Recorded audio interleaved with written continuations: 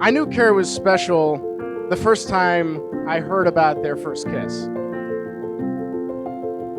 Any self-respecting man would know that, when you get together with your brothers or your buddies, especially Victor going to an all-guys school for 13 years, first thing he wants to talk about with his fellow men is the women on his mind. Kara's story is a little bit different, though, because I didn't exactly hear it from him. I heard it from somebody else. Kara's the one who told me the story of their first kiss. And I'm like, why is it that I'm hearing this from you and not my brother? He always used to tell me, I don't know, something must be up. And then she started talking. And she told me about this one night, they were hanging out in the Davidson dorms, and there's a guy that she was kind of crushing on who decided to run up to her, kiss her, and then run down the hallway and around the corner, the opposite direction. I was like, no. I taught Victor, you really gotta be sensual with it. You have to look at her in the face. You have to look in her eyes, put your arms around her, and baby, let's kiss. Not run the opposite direction. No, that's not how you do it. But Kara, to her credit, reeled him back in. And boy, am I glad she did.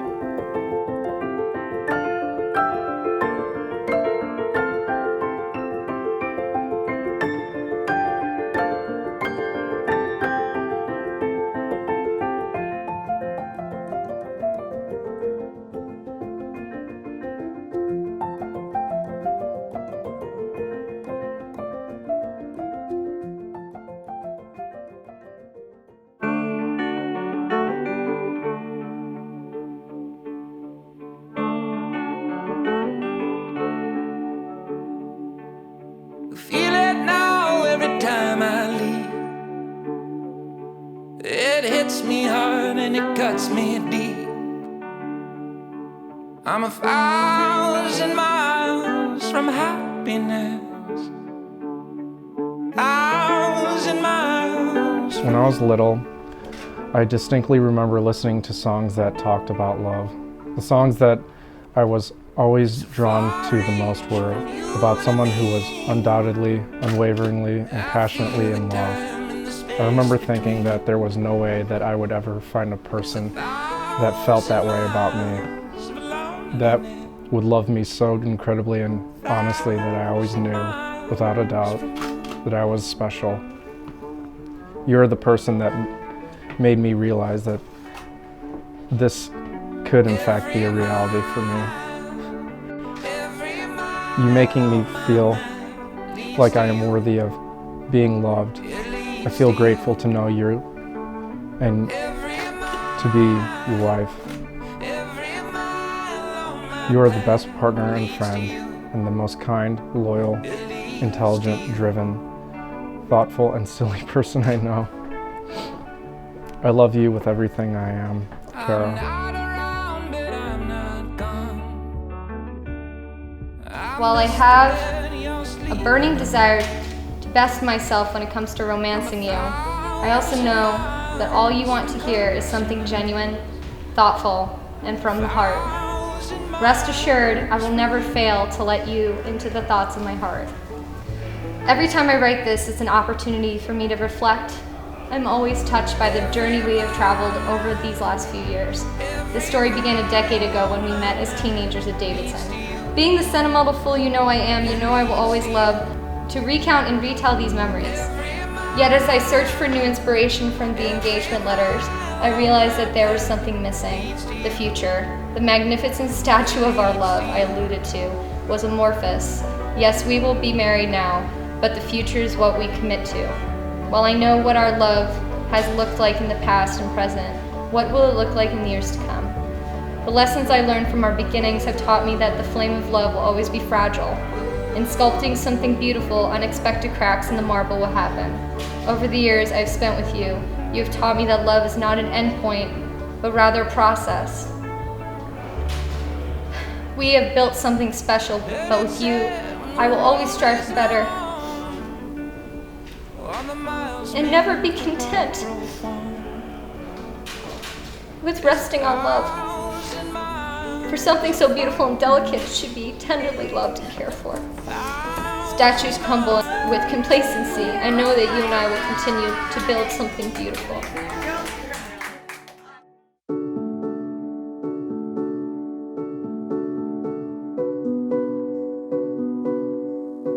Kara and Victor are truly, truly madly in love. And it's kind of weird for me, you know, having 3 brothers, and we've all had girlfriends before, but it didn't really actually hit me until I was standing up there on the altar next to my brother and watching how intently and how fiercely he looked at his bride walking down the aisle. I mean, come on, can we get a round of applause for her? Absolutely stunning.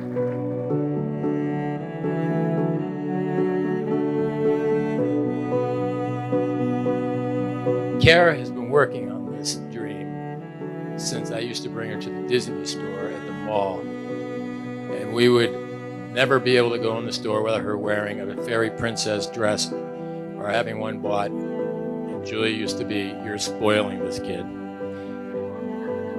I did, and I'm glad. And look how well it turned out. She was modeling for this day as soon as she could walk.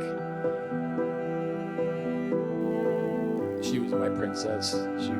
I encouraged her Cinderella fantasy because that's who she was and that's who she is to me. And then she found her Prince Charming. Victor is literally her Prince Charming. I could not have found or been more grateful that she found a better man.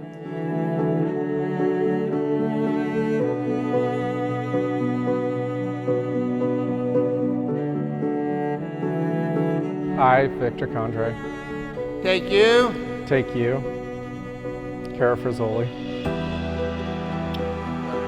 to be my wife. to be my wife. I promise to be true to you I promise to be true to you in good times and in bad, in good times and in bad, in sickness and in health. in sickness and in health. I will love you I will love you and honor you and honor you all the days of my life. all the days of my life. I, Kara Frizzoli, Take you, take you, Victor Condrey, to be my husband. to be my husband. I promise to be true I promise to be true to you to you in good times and in bad, in good times and in bad, in sickness and in health. in sickness and in health.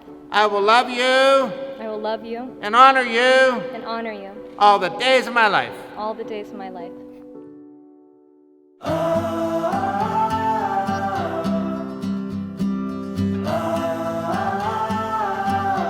Having an older sister is about learning from them. I was able to learn from her mistakes, her few, learn from her successes, there were many, and learn about love, there was one. It's no wonder it's no wonder why she ended up being such a great teacher and why I ended up being so cool. Having Kara as an older sister gave me an unfair advantage in life. From elementary through high school, I spent the first weeks of every school year being favored by teachers who had previously taught her. They automatically assumed I must be as smart, curious, and motivated as her. And boy, were they right!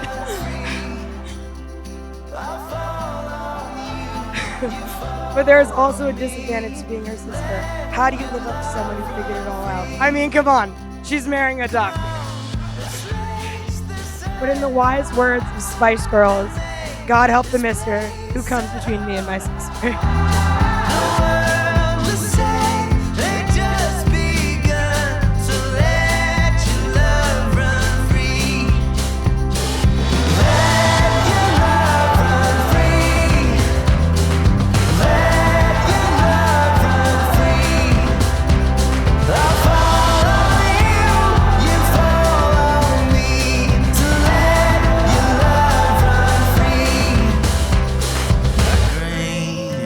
But the most important thing I want you guys for tonight, I'm just going to ask you one favor, is stop and take a look around.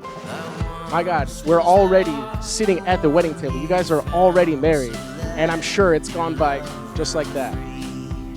So stop, take a look around, see all these people here. They're all celebrating you. We all love you. And I'm extremely fortunate and honored to be here with you both.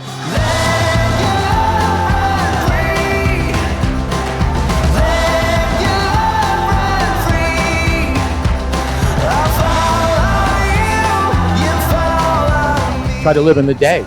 Don't look forward too much, and don't look back too much.